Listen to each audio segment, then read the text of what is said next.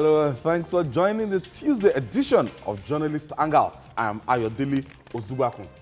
Today on the program, PDP's former spokesman obeys court, arrives court on a stretcher. Zonal chairman kick against running of APC. Say party's constitution being subverted. I'll be hanging out with Babajide Kolade Otitoju and Tunde Apaton. So if you're ready, let the hangout start now.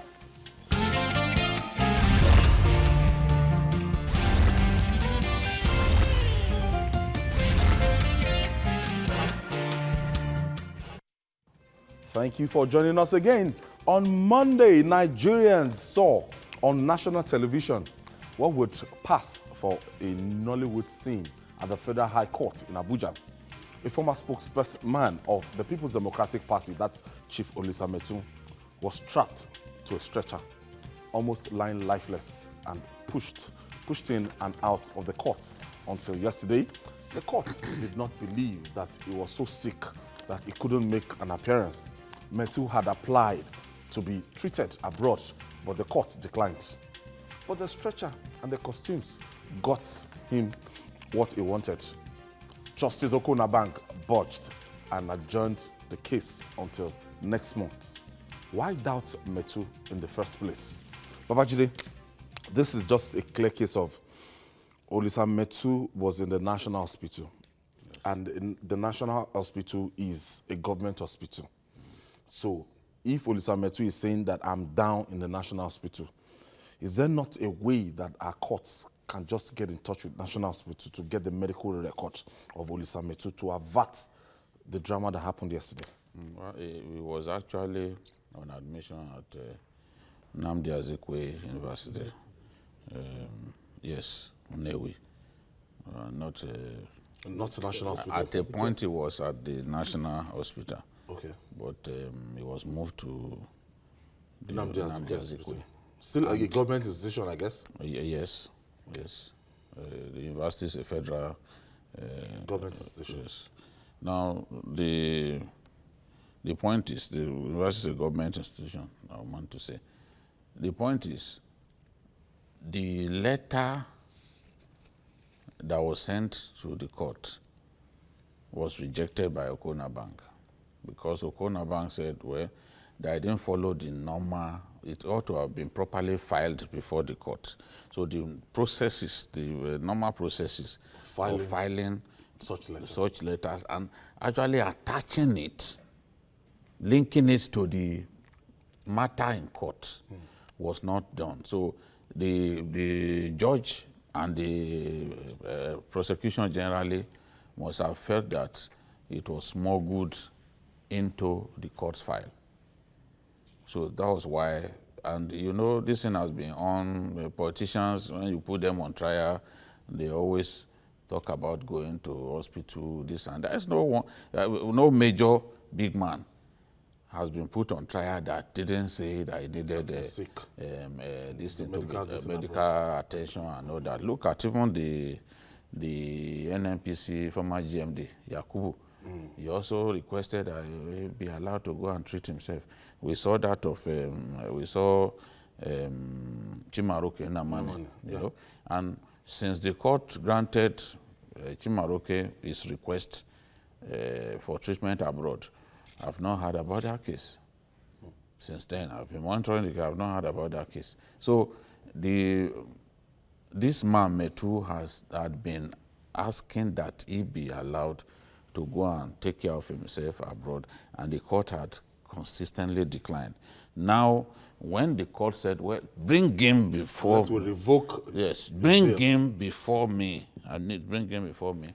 They brought him in an ambulance and then was strapped to a stretcher, and he was wheeled into the court like that with a neck brace. He was motionless like somebody already dead.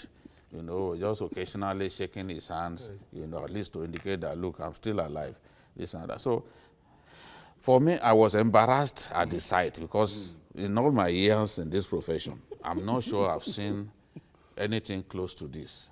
That somebody, I saw the ambulance pull up in front of the court, and then able-bodied men began to take him into the courtroom like pallbearers. I mean, it's strange. And these guys are not MIC caskets, for God's sake. We were wheeling him into the court. It was extremely embarrassing. And I don't think that it even dignifies us as a nation that this will happen. There has to be a way in which the courts will be able to validate a lawyer's claim that his client is on admission in hospital. Not ordering for physical. Yes, because even if his case was worse than that, if it was close to maybe death or something, and you insisted that it must be brought before you, you forced his physician to discharge him before due time, and he was brought before the court and something happens. What are we going to say? Tune, I read something very interesting about from Mustafa Ogunshakin's. He was talking about if he had known that like giving a kind of warning, just to allude to what Jide is saying, that he was covering the trial of Chief Morris Ibekwe. He started limping to courts. From there, they were bringing him on the stretcher, but they kept saying that he's not doing too well, he's not fine, till he died. He died. He was denied that access. He died. So a lot of Nigerians will want to see this as Nollywood, as comic, as being dramatic and everything. But at the same time, shouldn't we look beyond? Well, I think I'd like to agree with him for the fact that it is a huge embarrassment to Nigeria, to our system. And it shows that all of us collectively lack confidence in ourselves. Because when you don't believe a letter purportedly written by a certified medical doctor, it means there is something seriously wrong with the system. I think what we can do to get about this thing, because the judge, whether you like it or not, he has a reasons for not believing Metuh until he has seen him physically. Yes, the man has tried to reduce the whole thing to a comic relief, but it is an embarrassment. I think what we should do, if we have no belief, even in the national hospital, I think the court should go a step further by hiring either a medical doctor that will certify the condition that will certify and check the condition of an accused based on the letter or medical report written by the doctor in the hospital. If the doctor brings a medical report that the man cannot come, then let another doctor now examine him before they bring him to the courtroom. Let them put him in a close, not in the chambers. Then let other doctor come and certify him instead of subjecting Nigeria to this kind of national embarrassment. It is shameful. So let us bend a little bit and accommodate something. This points at the backwardness of our system. No, our system is backward. This is a national shame. I was reading Loretta was saying, it was that at the PDP convention, he was hale and hearty, he was even throwing punches, but that to come and face trial now, that's to go through all this ordeal. But that's more than 2 months ago. November now. That's more than 2 months ago. See, we've seen friends. I have lost a friend who was ill and hearty, and then suddenly suffered a seizure. We were in the university, ill and hearty. Suddenly, you saw no sign of illness in him. He suddenly suffered a seizure. We thought, what was going on? And then he died. And there's always a tendency to politicize everything. Yes, because this man is from the PDP now. You see, find people from the opposition party. Let me tell you what this kind of things do not go well. Honestly. You see that even in the House of Reps, there was an attempt to even move a motion on this matter. But somehow there was disagreement and they let it go. And I'm happy that they let it go. But we should not be allowing this kind of things. It does not dignify us. People in South Africa and other places, countries that think that Nigeria has not earned the right to be seen as the giant of Africa, they will be laughing at us. Because look, there should be a system whereby you'll be able to check, is this person truly ill? I mean, you cannot, people can be brought to court, can come to court on crutches. Even during the military trials, some of the coup plotters during Babangida's time, they were brought to court on crutches. What's his name was being tried while on crutches, and then, because they shot him in the leg, Yes, and yeah, he was amputated. Yeah, in fact, when they tied them to the stakes, the other thief, Smalley, when he was here, you know, even to reach the drum where they tie you to, Smalley said, "May I get 2 legs, sha?"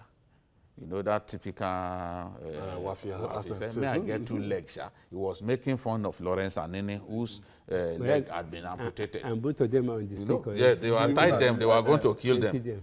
You know, The point of death. Yes, they were still making fun. He said, "May I get 2 legs?" Sha?" You know, because Molly was a very short guy. He was the errand boy in the group.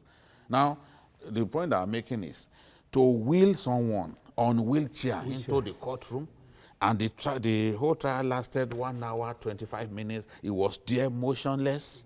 This is it's very Height of disgraceful. disgrace to Nigeria. And anybody with conscience who truly loves his country, who does not want to see his country become a laughing stock, should not be happy about what has happened. Because what's wrong with us? Should not be happy about what has happened. This should not be reduced. There has to be a way. This should never happen again. And they need to talk to Justice Okonabang. You can even enlist the support of NMA. Yeah. To say, verify any yes, the medical NMA, records. help me. I Yes. need this to confirm whether this person is fit enough to stand trial. The NMA will gladly do that. I think by and large, this is an indictment on the Nigerian medical system. Yeah. Or you just call the chief medical director of It's an indictment. No, the- even if he does not trust the chief medical CMD. director, that probably is compromised. I said the NMA as a body, because the body will not compromise its image The name, yeah, image. because of an individual that is not even one of them. So get the NMA to certify that this guy can stand trial or cannot stand trial. You can't bring people into a courtroom lying prostrate in this form on a stretcher. You can't. I mean, it's disgraceful. I was ashamed. I couldn't watch the thing the second time. There are stories that you watch. You can't watch the second time. It's And not for funny. someone who is even the president's spokesperson, because something is wrong with the president's spokesperson. The other day, someone suggested that. That woman, Abi? Yes. So I don't even want to mention her name. You see, someone suggested that this president's spokesperson, on this herdsmen matter, they should tell them to button up their lips because they've been saying absolute rubbish. Some of them have been accusing the media of fanning the embers of war. Look at what happened yesterday. The police commissioner in the state announced, in Benue State, announced that herdsmen overran a farmhouse of the governor Of the governor, yes. and killed people in another village. Do you expect pressmen to see such stories and not report? I'm not reporting. Now- Or talk it in. Now there have been like a succession of maybe 3, 4, 5 cases of herdsmen being reported to be killing people. Do you expect we pressmen, to not report it? And when the police commissioner addresses you that, look, they've invaded 2 towns, we were able to chase them away, they attacked a governor's farmhouse. Do you expect journalists who have conscience, who are paid to do their job, to not report? And then you go on Facebook, you go everywhere, and you be attacking journalists that, they are biased? Do they know what they are doing at all? So it's better if they do not have anything sensible to say, Yes, it's- rather than worsen this matter for the president, they should just button up their lips. The people who have their sanity in place, people who speak and they know how to calm things down, should be allowed to speak on this matter that has the potential to set our country ablaze. Not people who do not know what they are doing. Okay, let me take this breather. After this break, ahead of 2019 APC zonal chairman move against John Odige Onyegun, their national leader. Details shortly. Stay with us.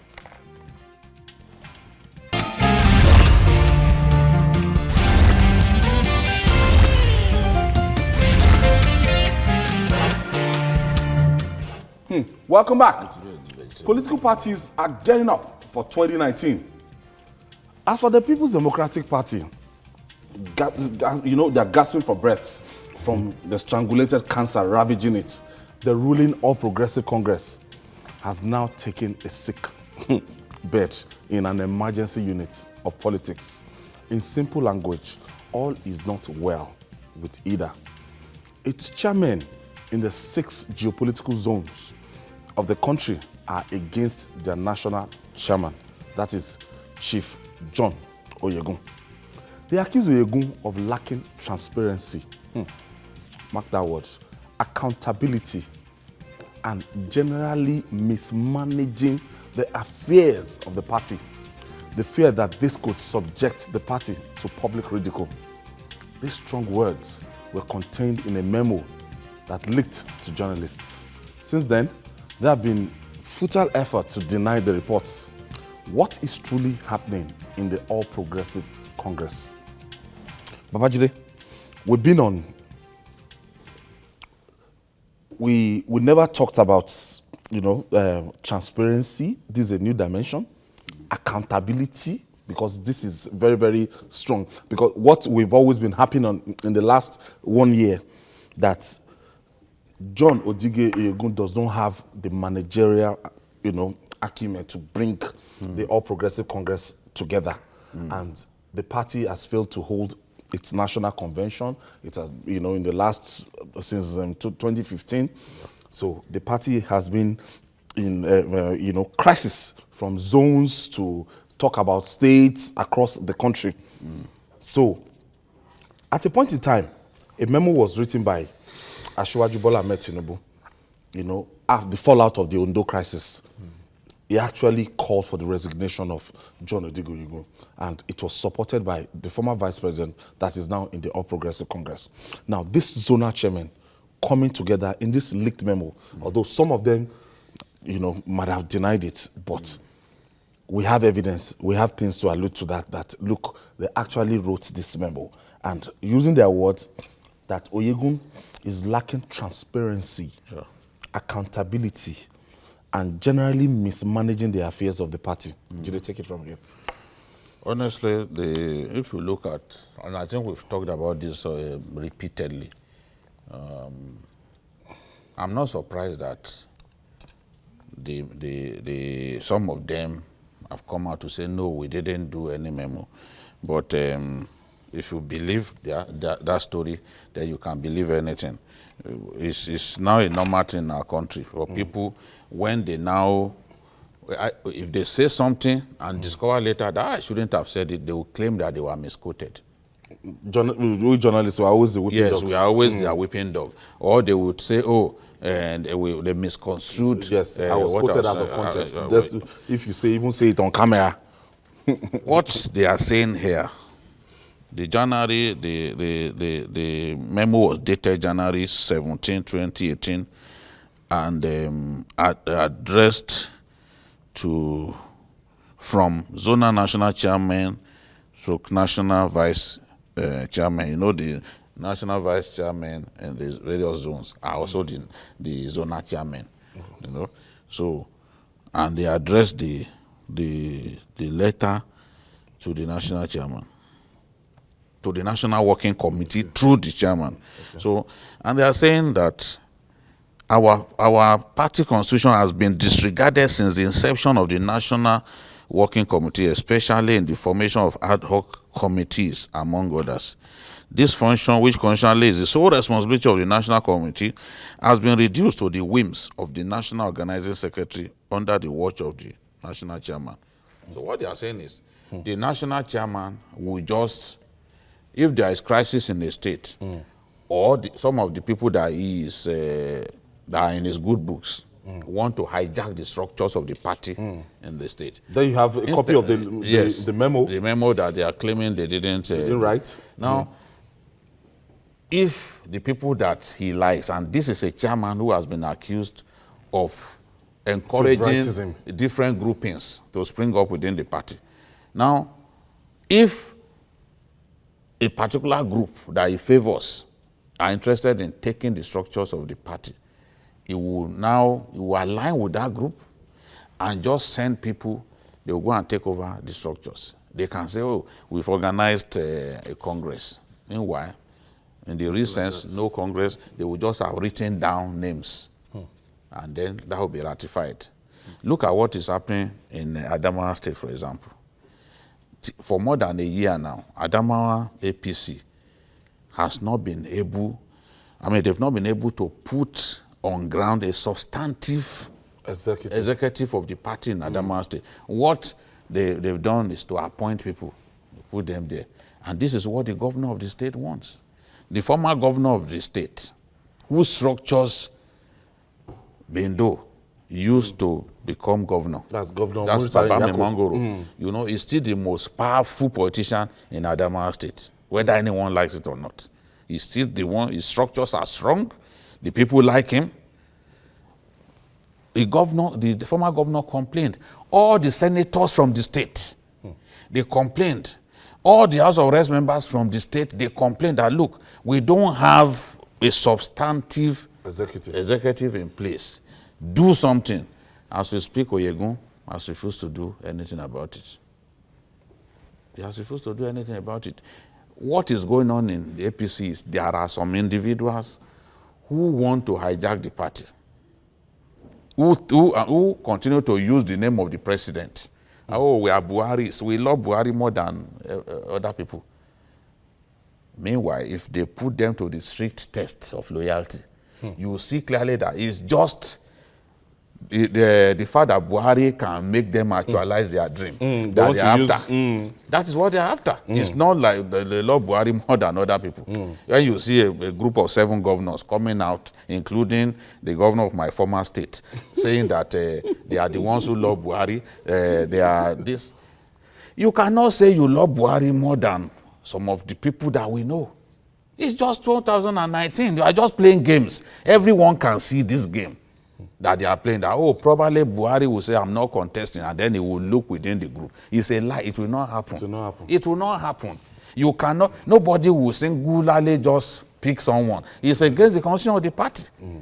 You will not emerge by proclamation. You can't become the candidate of the party by proclamation. Never. It has to be subjected to the... What happened in 2014? Yes. It's the members of the party who will go through a primaries. They will choose you. So this is what is happening. The man who is the chairman of the party, national chairman, has not been able to weld the party together, and is affecting the fortunes of the party. At the last count, 10 different states, we have crisis. I will list those states: Kogi, Kaduna, Zamfara, Oyo, Kano, Gombe, Rivers, Ogun, Ekiti, Osun. There is crisis in APC in all of these states. Even Bauchi. Look at Kaduna, what they could easily have solved. A simple matter. The former chairman of the party was Bantex, the deputy governor.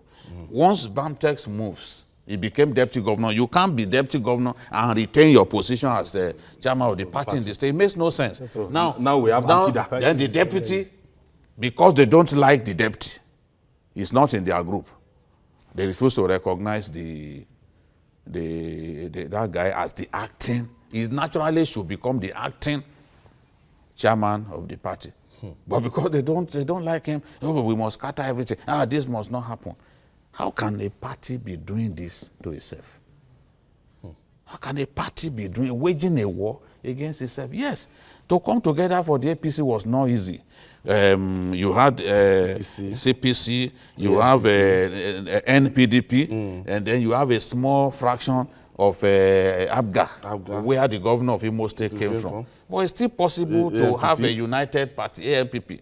It's still possible, if not for ego, selfishness. Now they are confronting an election, and you can see that if they go into an election with all this crisis, there will be trouble. Abaton, from what you've seen so far, and those are the states that Jide has, the crisis, we still have more states that they still have crisis brewing, that if you get to road to 2019, you start seeing this thing surfacing. Well, I think there are 3 issues to it. Number one, either because the national chairman got carried away by the euphoria of, for the first time in his life, being the chairman of a ruling party. So he forgot that he's the chairman of everybody in the APC. When you are that, This is somebody who has been governor of a state between 1989 and 1991. He was governor. Then you begin to ask yourself whether he merited that particular favor in the first instance. Because to run a party that came together as a result of a lot of schisms from other parties, a party that was formed across the board by different people from different persuasions, then you expect the national chairman to rise above his own party and petty jealousies and be able to bring together. But the moment he allowed people with different tendencies to lead him as to how to rule or to run the party branch in any of the respective states, then that is where we have this problem. Because how can you imagine a party that is the national ruling party having crisis for the very first day? The first way he managed the Kogi election, that is when you know that you begin to doubt whether this man has the ability of putting a party together. At the end of the day, the deputy governor, somebody who was supposed to be the deputy governor, have to deny taking that particular ticket. It means he has no ability. It means he allows his own personal prejudices to affect the running of the party. And when you do that, you cannot run a national party. I doubt it whether he can run a local party. Secondly, the man, because of his own inherent weaknesses, allowed some people outside the party in government to dictate the terms for which he has to run the party. If he didn't allow them, he would have been able to farm enough. But like Jide said, he has allowed himself to be bossed to the corner whereby they say the president is interested, the president is there. So to him, he's trying to satisfy those people who believe in the president, whereas he has been trying to undermine that particular party.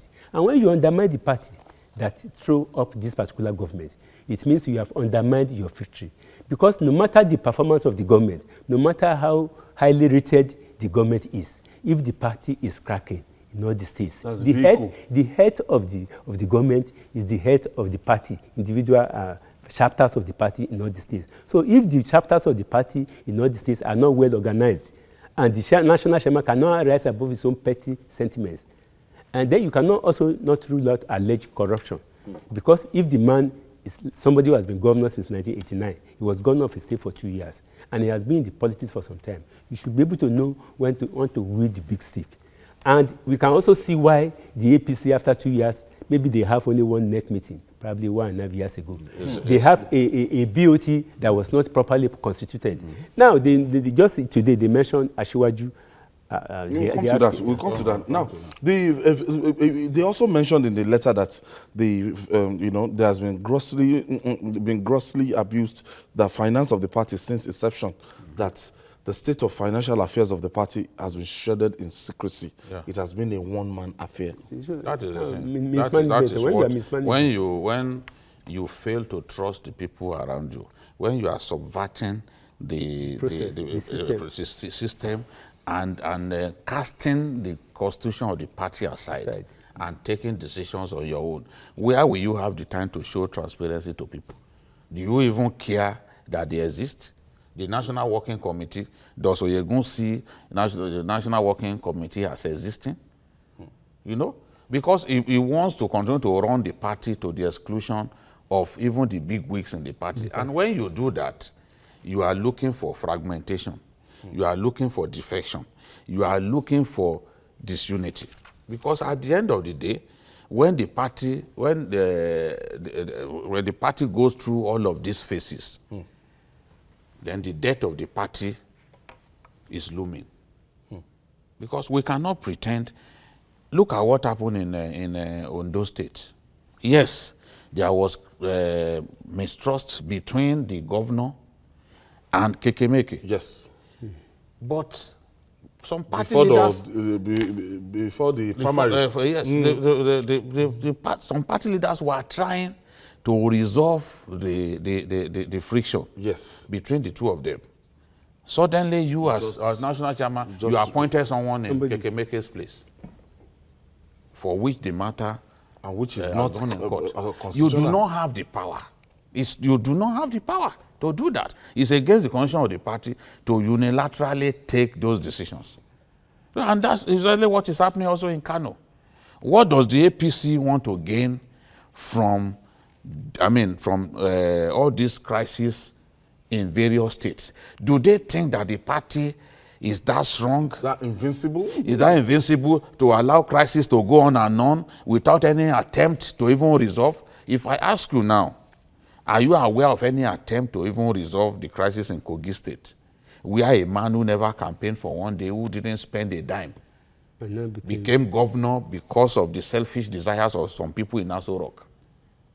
And the person who was truly cheated, you've not made any effort to reconcile that. There was a time that an announcement was made that you're going to set up a reconciliation committee led by a retired serviceman, retired military man.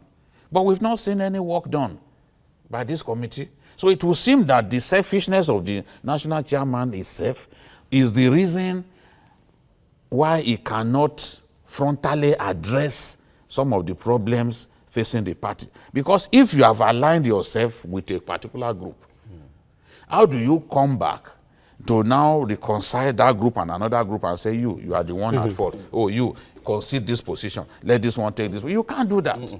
You can't do that because you've morally compromised yourself. That is the problem that the party is facing. That is the problem. And you look from state to state, it's either this problem or the other. It's either this problem or the other. Even in Gombe, where you will expect that APC will be able to give the administration in that state a run for their money. You organize a sham of a Congress that everyone could see clearly that there was no transparency. So this cannot go on.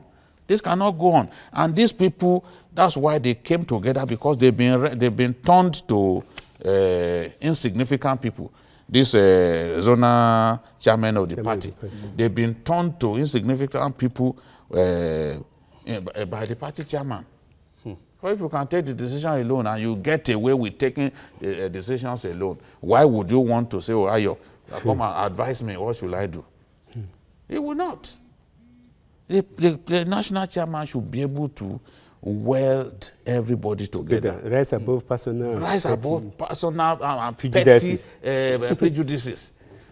If there are squabbles between party men and women, you are the one who should be able to say, gentlemen, let's stop this. Yeah. You come in between them and resolve things. But when you are aligning with some people because you think they are closer to the president, you will never be able to solve those problems. I have Captain Obi from Badagry. Thank you for joining us, Captain. Yeah, thank you. Good evening. Good evening. Yes, well done, gentlemen. What I want to say is that with all sincerity, the leadership of APC is having a very big problem, because I'm not a politician, I'm only a ship driver. You can see that the chairman, with all due respect, the chairman of the party is not in a position to galvanize that party in order to win this election. Honestly, I sympathize with the likes of Bola Tinubu, because the gare, when it don't fry, some people are pouring sand there. And they are calling him back again to start all over. So I wish him good luck. Thank you. Thank you for that intelligent contribution. Because I wanted to say that, look, there was a time APC was so drifting, but if you remember the journey of APC, you will know that some of the people that are coming to benefit from the party today, they are not even people that were at the forefront of forming this political party. Yes. In terms of clout and everything, we know how John Oyegu was installed as a chairman and everything, what transpired in their first convention and everything. But now, APC, without putting their house together, might not be able to confront the 2019 challenge. And this is the time to actually put things together.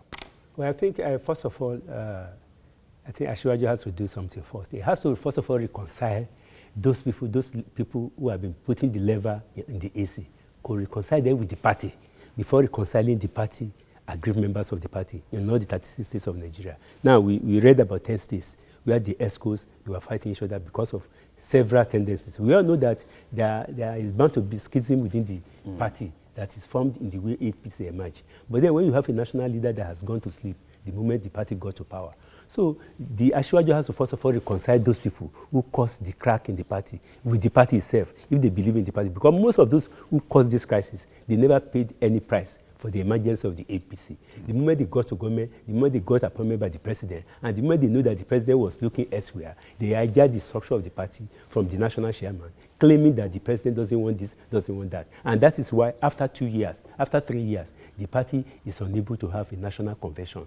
We are INEC, not even a BOT. They don't even have a BOT. So the reconciliation has to start with the mind of those people who prevented the party from working. If he succeeds in doing that, then he will succeed in reconciling all different factions that in about 11 states of Nigeria. And most of where the strength of the APC is, that is why we have many factions. Across the southwest, maybe only Lagos that is free. You have crisis in Ogun, in Osun, in Oyo, in Ekiti, in Ondo. So how are you going to reconcile that? But for him to do that, like I said, let him start by reconciling those people who prevented APC from working. Babajide, now today, before we entered the studio, we got the listing that Asiwaju Bola Ahmed Tinubu has been appointed as a kind of mediator to wedge the party around. And I looked at it and I said, the first thing, I think the president is even culpable in this thing, because if after the president had used the vehicle of the party to become the president, the affairs of the party and everything seemed to be, at the back seats. Yes. Nobody was talking about APC. Yes, and even the likes of Asiwaju himself was discouraged. At the point in time, he spent the better part, outside Nigeria. I think this is probably the longest that he has stayed here in years. Because he can see that there is so much crisis, and he's doing his best to reconcile. I'm aware of some moves that have been made by him, even before now, just to ensure that this whole thing does not collapse on his head. Let me tell you, the truth is, somebody conducted an opinion poll on Facebook and was saying, who made you support Buhari? Who made you to vote APC? And then he put some names. If you see the number of people who said they supported Buhari because of Tinubu, so many people. And then today, because even in the north, because of the way Tinubu put his own honor, he put everything that he's got into that contest to ensure that Buhari Imaji took on the president of the day.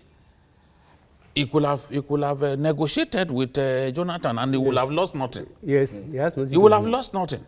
After all, what has he got to lose? But he wanted the APC to emerge as the ruling party. He did all that. That happened. Buhari was rebranded, not just outwardly, but in the hearts of us Nigerians. Was rebranded. We started seeing wearing Igbo dresses and all that. Those things were calculated to achieve the aim of getting Nigerians to embrace him. Okay, Babaji, let me quickly take Kennedy. Kennedy is calling us from Jalingo. Thank you for joining us, Kennedy. Hello, Kennedy. Good evening, guys. Yes, go ahead with your contribution. Babaji, I beg. My brother, when I try for that one, I beg. That is just the truth. But with reference to your discussion about bringing Olisa Metuh at the court on a stretcher yesterday was a total disgrace, was a total sham, I'm just short of words. I shed tears when I saw this guy on top of the stretcher. For God's sake, this guy did not actually steal. I'm not a PDP or a PDP, but for God's sake, a whole lot of people, I'm not saying some people are criminals, but there are a whole lot of people that actually got it wrong under this situation, and they are still working free. Yes. Olisa Metuh was given some money by somebody in the previous administration, but for God's sake, even if, just like Jide was saying, if the judge or as in Okonjo did not actually trust what they actually, but then they should send his own personal doctor to go and check if that guy is actually sick or not. Jide and my people, This thing was a total sham, and it is not supposed to happen in this country again. We need progress. That is just it. God bless you guys, and you are actually speaking the minds of the whole of Nigerians. Well done. Thank you, Kennedy. Thank you for your encouragement. Thank you. So, still on the APC, Babajide, we're talking about Bola Tinubu. Yes. Now, I was given a background about all he did. In the North, people are grateful because they know that he did his best just to ensure that Buhari emerged. He spent his money, he spent his time, he invested his energy. Now, at some point, it appeared that, well, victory, we've secured victory. We really don't need some of these people anymore. When we put them aside. Now we are realizing that that was a mistake. We are now trying to bring people back on board. The one thing the APC and Asiwaju and the rest of them must realize is that the party is losing popularity on a daily gradually. basis. That drift, that has to be addressed. It is not by listening to people who lie on the pages of newspapers and all that. Ask people on the streets. That has to be addressed.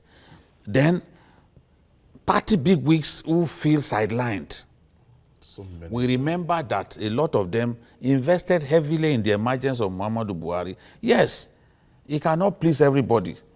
But the story we read, it's because he shut the door. It's because he did not open the vault of the country. That's why it's a very stupid thing to say. When people work for you, they want to be treated like someone important. You can't be saying, those people, you want me to believe that Abuba Galadima, who worked for Buhari all these years, even when Buhari was in CPC and all that, is because they didn't open the vault for him. That's why he's not happy. And some people sit in Nassau Rock and sidelined even friends of the president. And we think that is good. And we talk about him shutting doors. What doors are we even talking about now? Are we saying that even as we speak, that it's impossible to steal money? Or do people want proof that money is still being stolen? No, so let us face the reality. People will feel aggrieved when you do not show them that they are important. So Asiwaju has to now, he has so much work to do. Look at, naturally, the APC has overwhelming majority in the National Assembly. Still. But there's no cohesion between the executive and the legislature. Yeah, so he has his work cut out for him. I wish him Godspeed. He has his work cut out for him. He has to address that. Because a lot of the things that this president wants to do, without the support of the National Assembly, he cannot do it. This is not a military regime. It could be frustrating. Yeah. Oh, look, we are saying that he should do something about his cabinet. We know that there are better Nigerians than some of the people that he's parading as ministers. But he cannot change them now. Because the National Assembly has said that they will not clear anybody. So until that is addressed, he will not be able to do anything about his cabinet. He can't even bring in other people. So that synergy is necessary for progress to happen. And a lot of the people that they need to talk to are from their own party. Honestly. Me, I've never seen a Nigerian party that is divided working against itself like the APC. I've never seen it. Since from the MPN days, I didn't see MPN working against PDP under Jonathan. As rudderless as Jonathan was, the PDP under Jonathan was united. They didn't work against themselves because David Mark was in the National Assembly and was holding it tight. David Mark protected the interest of the president until the end. But that is not happening now. So Asiwaju has to do something along that line. And then all those state chapters of the party, all those state chapters, that I talked about them, he has to now go around and get them to be singing from the same hymn book again. Because for now, people are working, they are just at cross purposes. Just their own interest. They are not interested in the platform anymore. It's just their own interest. No party can succeed like that. No party.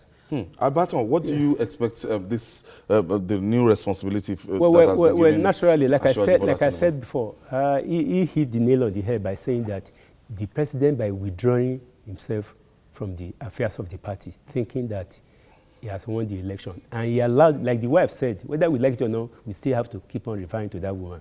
the wife of the president. He said that all those people that is saying their faces, they are not people who contributed to the success, and they are the very one that hijacked the party, and they are the very one that hijacked the chairman of the party, and they are the very one that hijacked the decision-making process. Because your think tank your government is a reflection of the think tank that you have. So I don't know how the president is going to allow Asiwaju to actually take the party, because up till now, the BOT is not constituted to show the position. There was a time they have a meeting about 2 years ago. They said Asiwaju was not invited because he has no designation.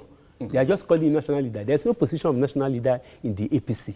But that is why, for the sake of sanity, the president has to come in. He cannot pretend. The other time the president was asking the chairman, I said my sympathy on one of your members who defected. Is he not a member of the APC? You see, that is a very grave statement. It means he has withdrawn his heart from the party. And you know, and without the party, his distrust of politicians is legendary. And you know what? The party is the engine of the program. If the party is not making progress, that's the vehicle. It's the vehicle. And if the party is not okay, you cannot have people, credible people, to be appointed into government. Okay, I have this call from Gombe State. Thank you for joining us.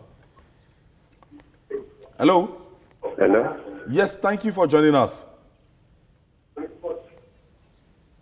Go ahead with your contribution. Hello, good evening. Good evening. This is Yakubu calling from Gombe. Okay, Yakubu, go ahead. I would like to, first of all, I send my sincere greeting to the presenter, Mr. Ayo Ozumbaku, Mr. Soje Sotan, and Mr. Babajide Okolade Mr. Please, Mr. Babajide, what is your problem with Ibra people? With who? With? We are not discussing the Ibra people here. We are able to talk about Ibra people. Maybe it was making reference. So does the governor constitute Ibra people? The whole of the... Your one person has now become... Even in Okene, where he comes from, I think it's from Magaza in Okene. In Okene, where he comes from, there are many people who do not like the governor. So what are we talking about? You cannot, you have a situation where in which everybody will like you. I've said that it's no longer my state. That's what I said. That's a resolution. That I'm now from Omuoke in Ekiti State. You've adopted yes. Governor Ayodele. And in this case, I'm not even talking about the governor of Ekiti. I just know that I've adopted Ekiti State. Okay. For now. For expediency. Yes. When it's time, if my state is reconciled, reconciled to the my party. state, we are hearing stories that my state now that they want to even sell the state's assets to fund budget. That is a new one from the most controversial state in Nigeria. Now, for me, let me remain an Omuoke Kiti son for the meantime. One day, one abroad. So don't bring up the matter of your governor with me or the matter of Ebira people. Ebiras are my friends. I schooled in Okene, so leave me alone. Babajide, now moving forward, we have Ekiti election, we have Osun election, and we have the general election. And we need a soldier that will be able to take us to this battle, that will lead the battle. And if you remember, it's the People's Democratic Party, ahead of the 2015 election, they had to change Bamanga Tuko. At the point in time before his peace. Peace and everything. The governors complained. The same thing. Most of these governors, they are not able to fund this party. They are not interested in funding the All Progressive Congress. That the party is even broke. When the man is not providing leadership. They are saying that they don't have the confidence of this chairman. Yes. And a lot of people they've even been dropping somebody from his senatorial district name, a former governor, that person will even do a better job. Yes. So, in short, some quarters are saying that, look, they don't even need Oyegun again, that Oyegun should just throw in the towel. It should be eased out ahead of 2019 election. Well, it is up to Asiwaju Tinubu and others who have been given the mandate to reconcile the party, to decide what they want to do with this chairman. who has, in my view, been an absentee chairman. A chairman under whose watch 10 states, 10 states, 6 chapters. 10 state chapters of the counting. APC became fractured, and he has not made any serious effort to reconcile them. Because those party members think that, look, why should we respect this man who is biased? They believe that he's biased on the side of some groups. So they don't even respect him anymore. I know that it will come to that, but I trust Asiwaju Bola Ahmed Tinubu to do the right thing. His political brain is second to none in today's Nigeria. You know, I said it before that he took so much from Shehu Musa Yar'Adua, who was his political leader. Shehu Musa Yar'Adua in his time was the best political tactician. Yes. You know, he was very, very good. Now, Tinubu knows how to handle situations like this. That's why even in Lagos, you see, it's not as if Lagos, they don't have crisis. Of course. But they always go before him, and he will trash out those issues in a way that everyone will be happy, will be satisfied, so that the group will remain one. That's why APC has dominated Lagos since 1999. At the national level, if the people say that they don't want Oyegun anymore, I don't think there's anything an Asiwaju can do about it. And in my view, it will come to that, because from the people that I've been speaking with across the geopolitical zones, honestly, people are tired of this man. Because, I mean, it's clear that he has not provided leadership. It's clear that he has not been able to resolve a single one of... Look at the embarrassment in Kano. Kwankwaso and this man, he took the presidency, was not out how to invite them. The man from Bama, the chief of staff, go and talk to this one. You, vice president, talk to this one. And the vice president had to even go to Kano. He said that one had nothing to do with politics. So I want to believe that he's a pastor, he will not lie to us. Now, the point that I'm making is the national chairman who should be doing that. Honestly. Is the one who should be resolved. We said it repeatedly, we told him. The man is an absent. Even look at the disappointment of Asiwaju from the presidency. Ordinarily, it should be a party thing. That should say, please, our national leader, help us organize our party. So it's taking... If from the beginning, Buhari had told Asiwaju that, look, I'll be president, I need you, because as the president, I'm the leader of the party. Yes. That's the way it is. I'm the president, but I need you to help me organize this party, for this party to remain strong. This is the vehicle that brought me to power. If he had said that from the beginning, honestly, the crisis that we have now would not have happened. And within the party, we saw elements who ensured that people like Gbajabiamila did not emerge. Some of them are governors today. They are looking at us. Governors in the Northwest and others who are supposed to work. Even some people from the Southwest that are proteges of Asiwaju. So if the people say they don't want Oyegun anymore, fine. I think, like you said, I think the president just allowed politicians to hijack the party from him, instead of behaving like a statesman and looking for somebody to play the role of politics. So they hijacked the party and they destroyed the party in the process. And in the process, they burnt his bridge.